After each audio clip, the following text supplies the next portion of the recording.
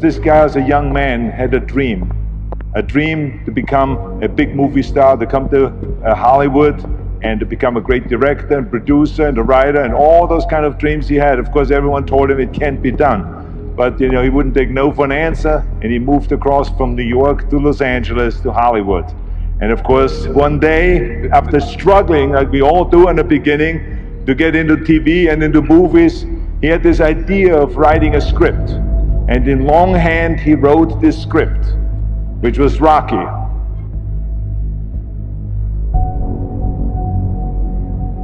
It's all about dreams, and by the way, dreams cost nothing. They're free. The hard part is just keeping them going, and please keep them going, because we're here for one simple reason. He believed in the dream, I believed in the dream, and our dreams come true, and there's no reason every one of yours can't either.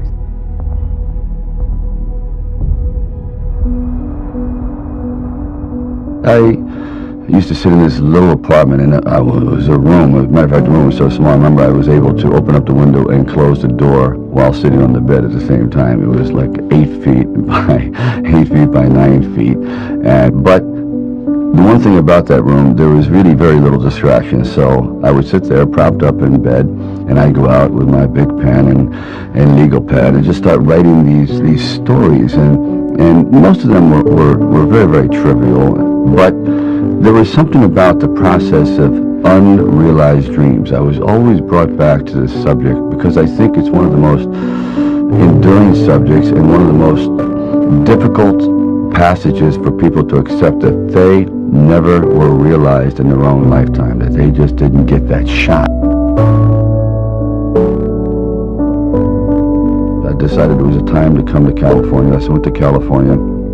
And I moved in the valley, and things weren't going very, very well there. As a matter of fact, I had to go out and try to sell my dog because it was either do that or he just was not going to be very well fed. And then one night, I went to see Muhammad Ali fight. For one brief moment, this supposed stumble bump turned out to be magnificent in the fact that he lasted and knocked the champion down. I said, boy, this isn't a metaphor for life. His entire life crystallized at that moment. He will be remembered for all eternity. And among the fight fans, he did something extraordinary. I said, now that is probably what is a catalyst for an idea. A man who's willing to stand up to life and take one shot and maybe go the distance. So I started to write. And it was one of those writing frenzies. And 3 days later, I came up with the script of Rocky. Now, the script by no means was a finished piece of material. It was probably about 90 pages, and maybe 10% of it remained in the final script, but it was done. I first met Bob Shardoff and Erwin Winkler, and I believe I was there on a casting call. So we're talking a little bit, and I guess I really wasn't right for the acting part. And on the way out, I said, I don't know if it matters, but I do a little bit of writing. He goes, really? He said, yeah, I'm writing this story. I have this thing about wrestlers, and I might do something about boxing. Well, he says, well, bring it around. And I thought, if I hadn't stopped on the way out, that's why I tell all actors or writers, don't give up, keep talking. Eventually you might hit a nerve somewhere and you go, come on back. And if they didn't say, come on back, or bring it later and let's see what you've developed, I wouldn't be sitting here.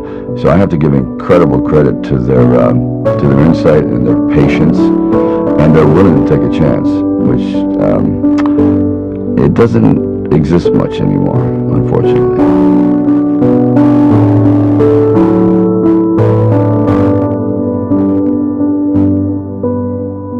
Originally, when I brought the script to them, they were fairly enthusiastic about it. The one thing they were not enthusiastic about was me playing the part, and I really can't blame them at the time. But there was something inside of me that said, this opportunity is never going to come around. And I really wasn't used to money, and I had no idea of what I would be missing. But the temptation started to come forward. First, it was 25 grand and $100,000. I never heard of 100,000 because I had like 106 dollars in the bank, and like I said, I had to sell my dog, and things were not looking very, very good. My $40 car had just blown up, so I was taking a bus to work, and still, it didn't matter. I wanted to stick with it. Then it went up to 150,000, 175,000, it went up to 250,000. Now my head was starting to spin, and it went up to 330,000, and probably I heard it went up to 360,000, and I thought, all right, you know, you've really managed poverty very well. You've got this down to a science. You really don't need much to live on. I had like sort of figured it out, so I was not in any way used to the good life. So I thought, you know what?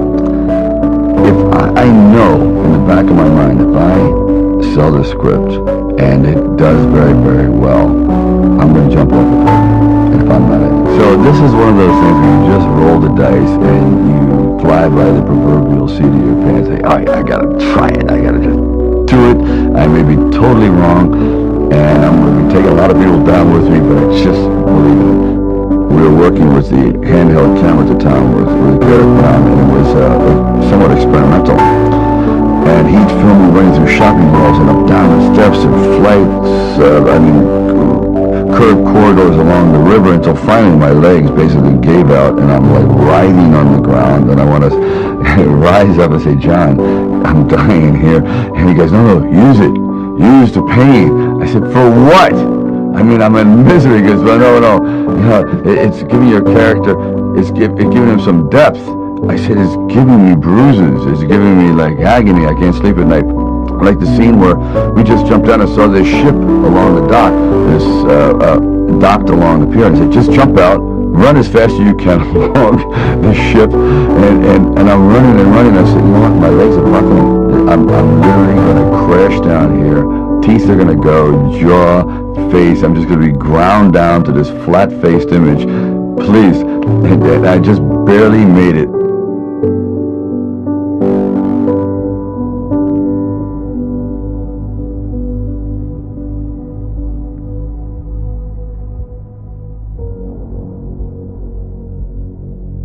The world ain't all sunshine and rainbows.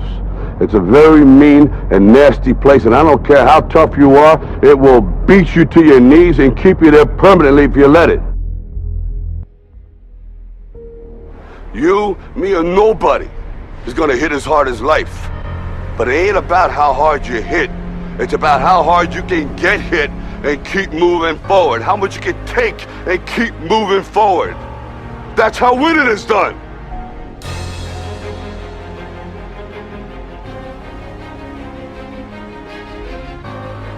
Now, if you know what you're worth, now go out and get what you're worth. But you gotta be willing to take the hits and not pointing fingers saying you ain't where you want to be because of him or her or anybody. Cowards do that, and that ain't you. You're better than that.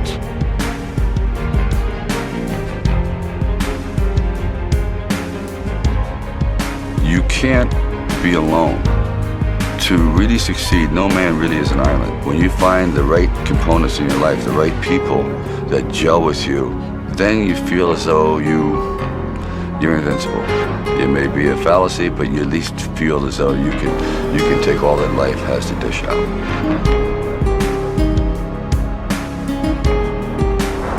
At the very end of our lives, if we can still say, you know, we were never humbled, we were knocked down, but we got up, and I can say, I lived life with integrity, and I took all the blows, as the song says, and I still prevailed.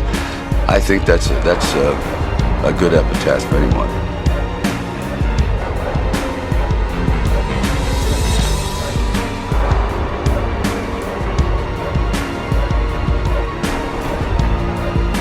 It's all about dreams, you know, and by the way, dreams cost nothing, they're free.